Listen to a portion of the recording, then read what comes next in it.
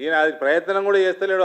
అక్కడ దోషిపెట్టుకున్న వాళ్ళందరినీ మంచిగా ఎక్స్పీరియన్స్ ఉన్నది, బాగా వెల్ ట్రైన్డ్ ఉన్నాడు, ప్రజల్ని దోసుకున్నట్లా అన్న ఆఫీసర్లని గదే ఆఫీసర్ని పక్కకు పెట్టుకుంటాడు.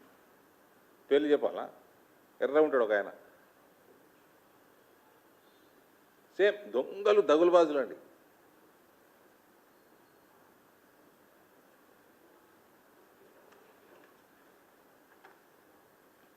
రైతులు, కౌలు రైతులు, వ్యవసాయ కూలీలు, విద్యార్థులు, ఉద్యోగులు, నిరుద్యోగులు, మహిళలు, బీడీ కార్మికులు, ఇక ఫైనల్గా వస్తే అంగన్వాడీలో చదువుకునే చిన్నపిల్లగాళ్ళు కూడా హ్యాపీగా లేరు.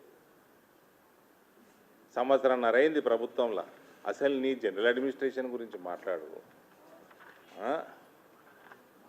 ఎన్ని రివ్యూలు చేసినావు, ఎన్ని జిల్లాలు తిరిగినావు, ఒక హెల్త్ అయిందా, ఒక ఎడ్యుకేషన్ అయిందా, ఒక ఇండస్ట్రీ అయిందా, ఒక అగ్రికల్చర్ అయిందా, ఇదేం రివ్యూలు అయినాయి? మీ మంత్రులు ఏం చేస్తున్నారు? కమిషన్లు మింగుడు తప్ప. ఇక ప్రభుత్వమేమో ఇట్లుంటే ప్రతిపక్షమేమో ఫామ్ హౌస్లో అన్నది. ఈ కేటీఆర్ ఏమన్నా అన్నాడా? మా నాయనకి మా నాయన స్టేచర్ చాలా పెద్దది, బయటకు వచ్చి మాట్లాడాడు అన్నాడా? పీకనిక తీసుకున్నాడు. మరి అపోజిషన్ లేడు, ఏం పీకనిక తీసుకున్నాడు ప్రతిపక్ష నేత హోదా?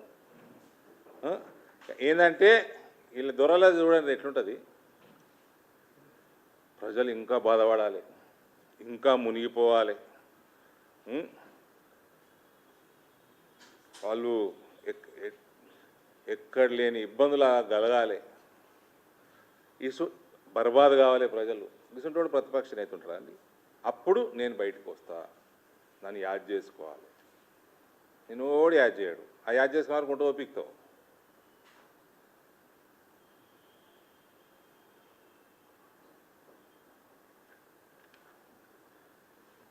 ఇది ఇలాది కేసీఆర్ పోయినోడు, ఇప్పుడున్న రేవంత్ అంటే పాత గజ దొంగ గంగన్న అని కొడుకు రంగన్న కథ గుర్తుకొస్తుంది.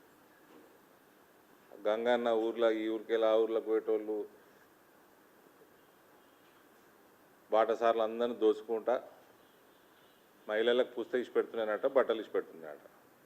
ఆయన కేసీఆర్ లెక్క అడ్డం పడ్డాడు. ఒకరోజు అడ్డం పడితే, అరే అది అయిపోయింది, వయసు అయిపోయింది, బాగా దోచుకున్నారా, చాలా చెడ్డ పేరు వచ్చింది నాకు, అవరా రంగన్న, జర నాకు చచ్చిపోయే ముందని ఇంత మంచి పేరు తెచ్చి వచ్చేటట్టు చేయంటే వీడు పోయి ఆ పుస్తలు బట్టలు కూడా ఇక్కున్నాడు. ఇక ప్రజలు అరే వీనికంటే గంగననే మేలు ఉండే, ఆడ పుస్తకాలన్నా బట్టలన్నీ ఇచ్చి పెడుతుంటే పేరు మీద. అట్లుంది ఇలా కథ.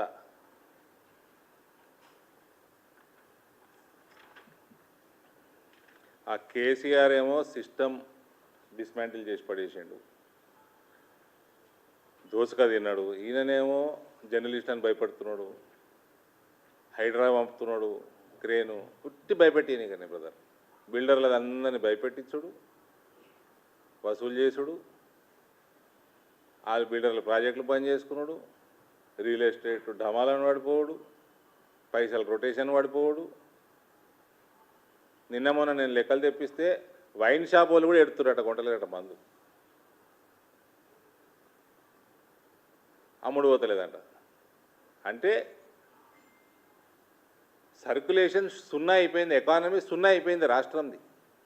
రియల్ ఎస్టేట్ బర్బాద్ చేస్తావు, ఆ ఫిలిం ఇండస్ట్రీ వాళ్ళు కొందరు వేల మందికి లక్షల మందికి ఇండైరెక్ట్గా డైరెక్ట్గా ఉపాధి కల్పిస్తారు, వాళ్ళని భయపెట్టిస్తావు.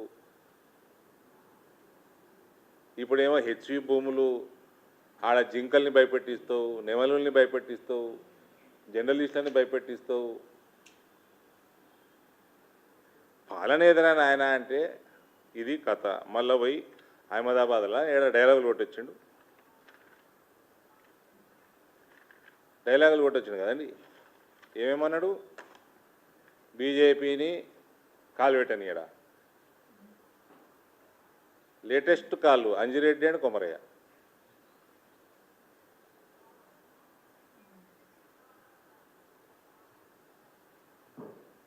ఇంకేమన్నాడు? మీరు అడుగురు ప్రశ్నలు అడిగినప్పుడు చెప్తా. మరి